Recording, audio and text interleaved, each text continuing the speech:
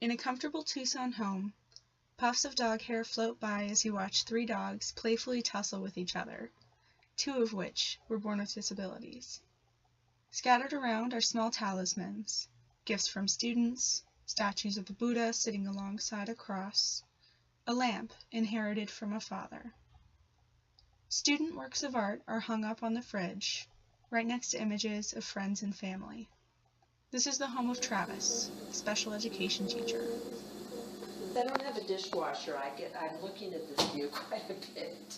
And really this is a reflection of things that feed my soul, if you will. Sister Seraphim started the animal hermitage in town, and I had the pleasure of working with her. She's holding a cat. And then there's precious stones. There's a lot that has to do with animals. St. Francis, eagle fetishes, turtle fetishes. The little pot is from Italian handmade dishware that my parents brought back from their honeymoon in Italy. So that's a very precious family thing. And then joy, it actually is a Christmas decoration. It got damaged, but instead of getting rid of it, it occurred to me that what better word to see a lot of but the word joy, just to remind me to, have that feeling in life.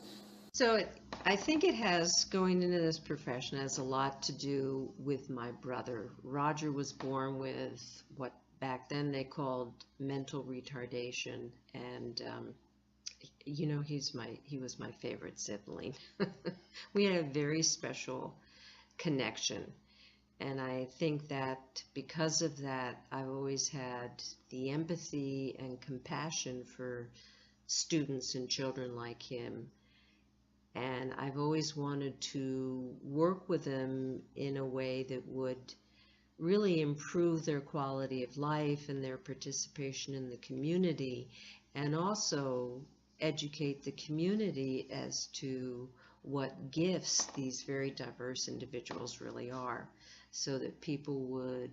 One of the hardest things with Raj was sometimes people would see him, mothers with young children, and they'd be afraid of him because he looks so different. And there are other children more severely involved in Raj that looked even more severely different. So that was a hard reaction for me to see to him, because I knew he was basically a gentle giant.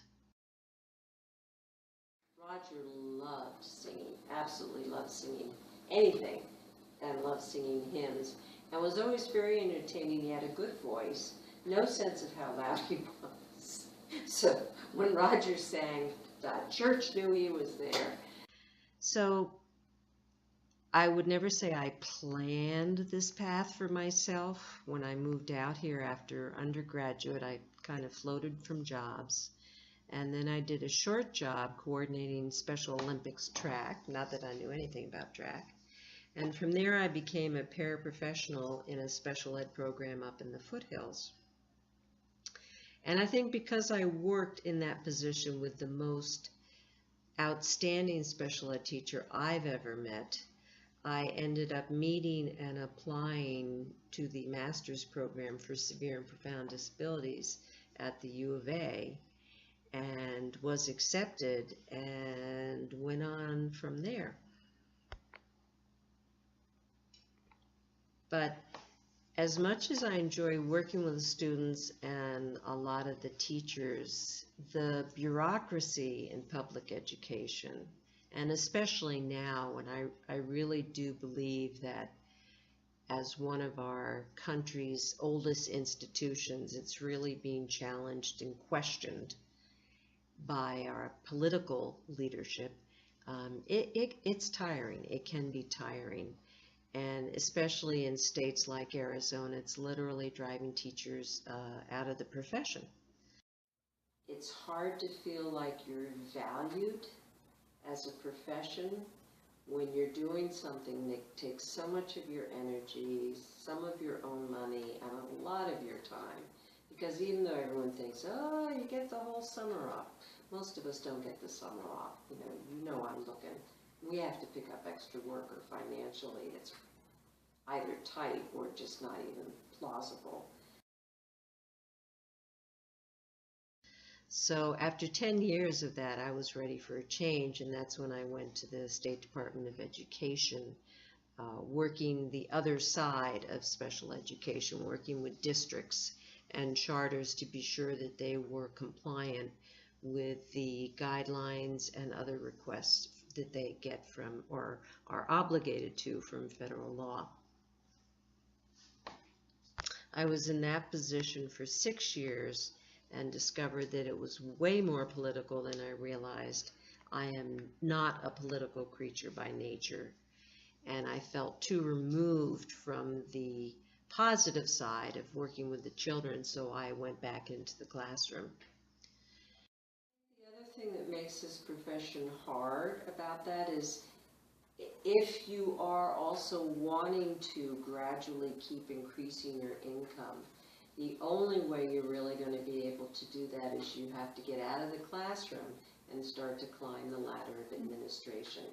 Like first maybe a department head, then you have to get your administrative certificate, then you could become an assistant principal, then perhaps a principal, and then after that you could go on up into the upper administration of SPED. So by the end of it, you have absolutely no contact with students at all. The reality is, if you're looking to keep increasing your income, looking towards retirement or putting kids through college or whatever it is, that's what you have to do.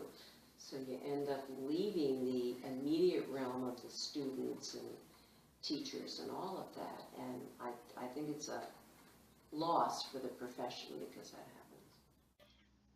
A tough thing about being a special education teacher is that really the focus at most districts and charters, it's general education. These are the kids whose testing scores are critical to the grades of the school or the district, and it hasn't been unusual for me to feel at times as though I was forgotten as one of the teachers there, or seen as perhaps more of a glorified babysitter. The challenging part of the job is that, you know, some of these kids do have challenging behaviors. I've been bit, punched, pushed, and spit at, which was absolutely the most unpleasant thing. And it's the physical aggression, the getting hurt, it's the hardest for me. It's hard because I have to deal with my own fears about getting hurt. And also as I get older, I don't bounce back from this as quickly as I used to. But on the other side, the plus of the job is the interactions with the students. You know, you build a strong relationship with them. You are often one of the few adults in their lives giving them a lot of positive, caring feedback about who they are and what they can do and what they're capable of. And most of the time my students do like me and they enjoy being with me, and it warms my heart in the morning when they come in the door and they smile at me and they're glad to see me, and they come over and they give me a hug and they call me the best teacher ever. But you have to stay flexible, because as soon as you've asked them to do something they're not particularly fond of, sometimes they'll get mad and frustrated with you, and then they'll let you know that you're now the worst teacher that they've ever had. So you got to be able to roll with that one. But I think the pleasure of seeing them happy and feeling good about themselves and growing in confidence, that's the highlight of the job. I don't worry as much about the academic stuff as I do that they build their confidence, they be able to advocate for themselves, and that they feel like they fit in the world. And if I know I'm doing that, if I see that I'm doing that, then I believe I'm doing something worthwhile, and that's what's important to me. Yes!